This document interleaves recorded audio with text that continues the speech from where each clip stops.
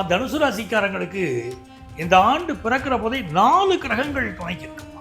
அந்த 4 கிரகங்களும் சாதாரண ஆள் இல்லை. ஒன்னு சூரியன், இன்னொன்னு செவ்வாய். அப்ப அதிகார வர்க்கத்தில் இருக்கக்கூடியவர்களுடைய துணை இவங்களுக்கு கிடைக்கும். ஒரு கலைத்துறையை சேர்ந்தவங்க, இந்த புதச்சுக்கர சேர்க்கை வேற, கலைத்துறையை சேர்ந்தவர்கள் பெரிய வளர்ச்சியை பெற போறாங்க. திருமணத்தை பொறுத்த வரைக்குமா ராசிக்குரிய குரு 7ஆம் இடத்துக்கு போயிட்டார். காதல் திருமணங்கள் பலருக்கு கூடும். இப்போ திருமணத்தை பத்தி சொன்னேன், 2வது திருமணத்தை நான் சொல்லாம இருக்கேன் பாருங்க.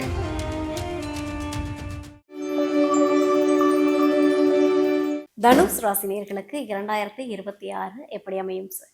தனுசு ராசிக்காரங்களுக்கு இந்த ஆண்டு பிறக்கிற போதே 4 கிரகங்கள் துணைக்கு இருக்குமா. ஒரு தனி மனிதர் அவர் வாழ்க்கையில போரிட்டு ஜெயிக்கிறாருங்கிறத விட அவருக்கு உதவுறதுக்கு ஒரு 4 பேர் இருக்காங்க, கை தூக்கி விட்டுருவாங்கன்னா அதை விட பெரிய வெற்றி வேற என்ன வேணும்? 4 கிரகங்களுடைய சப்போர்ட்டுமா. அந்த 4 கிரகங்களும் சாதாரண ஆள் இல்லை.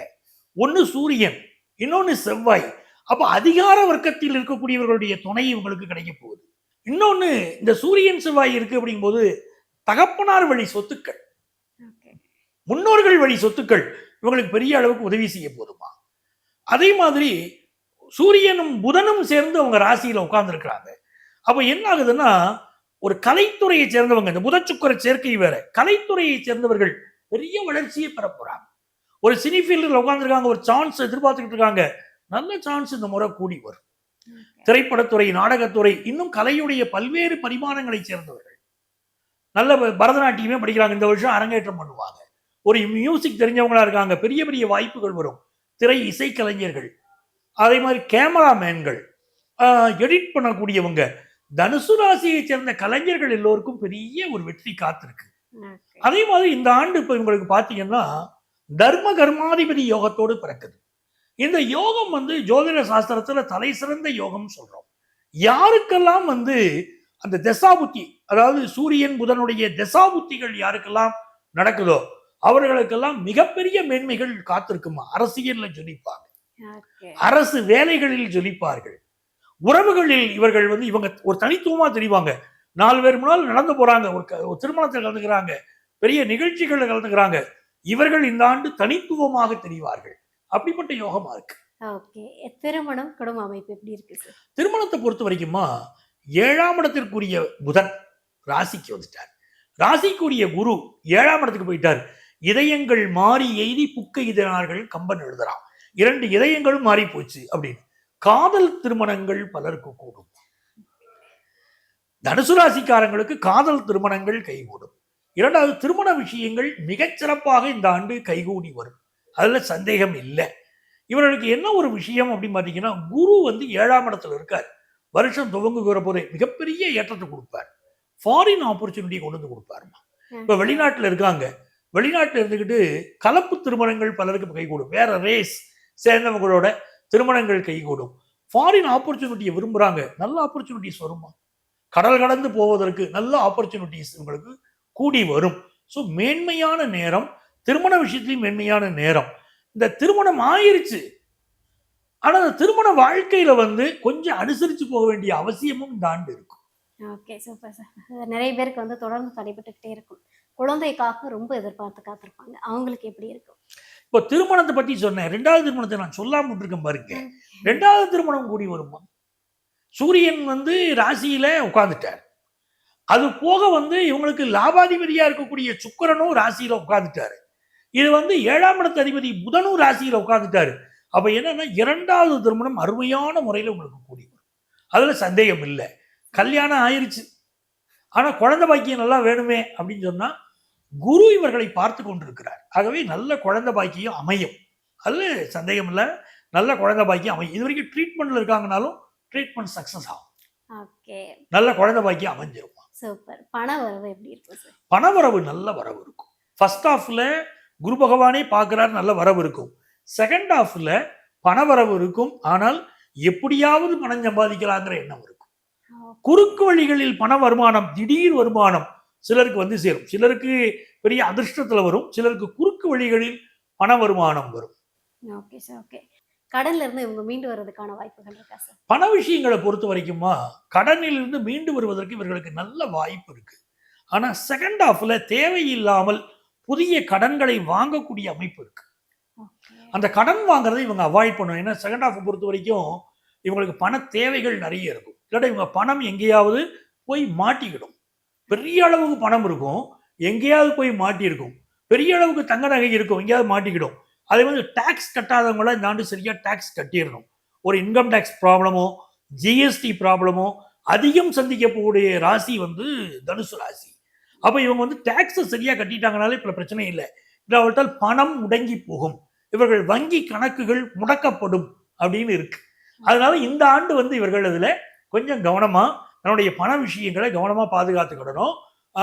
கடன் வாங்குவதுல அதிக கடன் வாங்க வேண்டாம். ஓகே, வீடு மனை வாங்குறதுக்கான யோகம் எப்படி சார்? மிகச்சிறப்பா இருக்குமா. ராசியிலேயே செவ்வாய் வந்து உட்கார்ந்துட்டார். அது நாளுக்குடைய குரு பகவான் வேற இவங்களை பார்க்கிறார். அப்ப நல்ல வீடு மனை வாங்கக்கூடிய யோகம். 4ஆம் இடத்துல சனி பகவான் இருக்காரு. இதெல்லாம் வந்து வீடு மனை வாங்கக்கூடிய யோகத்தை மிகச்சிறப்பாக அமைச்சு கொடுக்குது. புதிய சொத்துக்கள் வாங்குவது, பண்ணை நிலம் வாங்குவது, அந்த மாதிரி பண்ண வீடு வாங்குறது, ஃபாரின் கண்ட்ரியில வீடு வாங்குறது, அந்த அமைப்பெல்லாம் கூட இருக்குமா. தொழில் அமைப்பு எப்படி சார் இருக்கு? தொழில் அமைப்பு ரொம்ப நல்லா இருக்கு. இவங்களுக்கு இந்த ஆண்டை பொறுத்த வரைக்கும் என்ன கேட்டீங்கன்னா, சனி பகவான் 10ஆம் இடத்தை பார்க்கிறார். 10ஆம் இடத்தை பார்க்கும்போது வேலைக்காரர்களை நல்ல முறையில நடத்தணும். இவங்களுடைய தொழில் வேலை வாய்ப்புகள் எப்படி இருக்கு சார்? இப்போ தொழில் விஷயம் பாருங்களேன், இவங்களுக்கு இந்த புதன் பகவானுடைய அனுக்கிரகமும் சிறப்பா இருக்கு. 10ஆம் இடத்தின் அதிபதியும் ராசியில உட்கார்ந்து இருக்கிறாரு. இது எல்லாம் குரு பகவானும் பார்க்கிறாரு. அப்ப தொழில் வளம் பெருகும், அது சந்தேகம் இல்லை. ஆனால் சனி பகவான் 10ஆம் இடத்தை பார்க்கிறார். அப்படி பார்க்கறதுனால என்ன கேட்டீங்கன்னா, அந்த அங்க ஒர்க் பண்ணக்கூடியவர்களுடையனால சில பிரச்சனைகள் வரும். ஒரு கம்பெனியை நடத்துறாங்க அப்படின்னு சொன்னா கம்பெனியில ஒர்க் பண்றவங்களால பல பிரச்சனைகள் வருங்கிற அமைப்பு இருக்கு. அப்போ உங்கள்ட்ட ஒர்க் பண்றவங்களுக்கு தேவையான வசதிகளை நீங்கள் செய்து கொடுக்க வேண்டும். அப்படி செய்து கொடுத்தா இவங்களுக்கு எந்த விதமான சிக்கலும் இல்லாமல் தொழிலை திறம்பட நடத்த முடியும். ஒரு 4-5 பிரான்ச் இருக்கு. சில பிரான்ச்சில் ப்ராப்ளம் வரும். அதெல்லாம் இப்போ தனுசு ராசிக்காரங்க பார்க்கலாம். ஒரு செயின் ஆஃப் ஒரு கம்பெனி வச்சிருக்காங்க. ஒரு இடத்துல பிரச்சனை வருது இவங்க பார்க்கலாம். 1-2 இடங்கள்ல பிரச்சனை கொடுக்கும். சில இடம் நல்லா போகும். ஆனா எப்படி இருந்தாலும் தொழில் வந்து டோட்டலா போயிருமானா கிடையாது. ஏன்னா வந்து தர்ம கர்மாதிபதி யோகத்தோட பிறக்குது வருஷம் சொல்ற பாருங்க. அப்ப தொழில அது முன்னேற்றம் கொடுக்கும். வேலை தேடுறவங்களுக்கு நல்ல வேலை கிடைக்கும். அதுல எந்த சந்தேகமும் இல்லை. கடன்ல இருந்து வெளியில வர்றதுக்கான வாய்ப்புகள் இருக்கா? கடன் பிரச்சனை வந்து இந்த ஆண்டு இவர்கள் நிறைய விரும்பிய அளவிற்கு டெவலப் ஆகிறதுக்கு ஹவுசிங் லோன் வாங்குவாங்க, பர்சனல் லோன் வாங்குவாங்க, எஜுகேஷனல் லோன் வாங்குவாங்க. கேட்கிற லோன் கிடைக்கும். அந்த குரு பகவானுடைய பார்வையை நம்ம வாங்கின கடனை அடைக்கவும் வைக்கும். அந்த யோகம் இருக்கு. வெளிநாட்டில் இருக்கிறவங்க அங்க வந்து சொத்து வாங்குவாங்க. அந்த யோகமும் இருக்கு. தனுசு ராசினியர்கள் வந்து கவனமா இருக்க வேண்டிய விஷயம் எந்த விஷயம்? தனுசு ராசிக்காரங்க மிக முக்கியமான விஷயம், கவனமா இருக்க வேண்டிய விஷயமா தங்களுடைய ஹெல்த். சுகஸ்தானத்துல இவங்களுக்கு வந்து சனி பகவான் உட்கார்ந்துட்டாரு. ஏற்கனவே தனுசு ராசிக்காரர்களுக்கு நிறைய பேருக்கு ஹெல்த் இஷ்யூஸ் ஆல்ரெடி இருந்துகிட்டு இருக்கும். இப்போ வந்து இன்னும் கொஞ்சம் ஹெல்த் இஷ்யூஸ் வரதுக்கு வாய்ப்பு இருக்கு. ஆகவே உடல் நலத்துல கூடுதல் கவனம் செலுத்தணும். அதுக்காக பயந்து கிடணுமான்னா கிடையாது. இப்ப நம்ம சொன்ன உடனே என்னவோ ஏதோ அவங்க பயப்பட வேண்டிய அவசியம் இல்லை. உடல் நலத்துல கூடுதல் கவனம் செலுத்தணும். என்ன ஹெல்த் இஷ்யூ இருந்தாலும் ஜூன் மாதத்துல குரு பயிற்சி ஆக போகுது. அந்த குரு பயிற்சிக்கு அப்புறம் ஹெல்த் இஷ்யூலாம் நிவர்த்தி ஆகிறத அவங்க கண்கூடா பார்ப்பாங்க. வயிறு சம்பந்தப்பட்ட பிரச்சனைகள், நீரினால் வரக்கூடிய பிரச்சனைகள், ஃபுட் பாய்சன் போன்றவைகள்லாம் பலருக்கு ஏற்படவும் வாய்ப்பு இருக்கு. தனுசு ராசினியர்கள் வந்து வழிபடக்கூடிய தெய்வம் எது சார்? தனுசு ராசிக்காரங்க இந்த ஆண்டு மிகச்சிறந்த வெற்றிகளை நாங்கள் பெறணும் அப்படின்னு சொன்னா சிவன் வழிபாடு செய்யணும். குறிப்பாக இவர்கள் என்ன பண்ணோம்னா சிதம்பரம் நடராஜரை வழிபடணும். சிதம்பரம் நடராஜரை வழிபடுவது மட்டுமே நான் சொல்லலை, சிவன் வழிபாடு செய்யுங்க. இப்ப காஞ்சிபுரம் ஏகாம்பரேஸ்வரர் வழிபடுங்க, நல்ல பலன் கிடைக்கும். பிரதோஷ நேரத்துல கோயிலுக்கு போங்க. அந்த கோயில் இருக்கக்கூடிய பூஜையை கண்களால பாருங்க, அந்த அபிஷேகத்தை கண்ணால பாருங்க. சிவபெருமானுக்கு வில்வ இலைகளால் அர்ச்சனை பண்ணுங்க. ஏன்னா மகாலட்சுமியை பற்றி சொல்கிற போது அவளுடைய அஷ்டோத்தரத்துல பில்வ நிலையாயே மகன் வருது. வில்வ மரத்தில் குடியிருக்கக்கூடியவளேன்னு வருது. அப்போ அந்த வில்வ மர இலைகள், வில்வ இலைகளால் சிவனுக்கு அர்ச்சனை பண்ணினால் செல்வ செழிப்பு வரும்.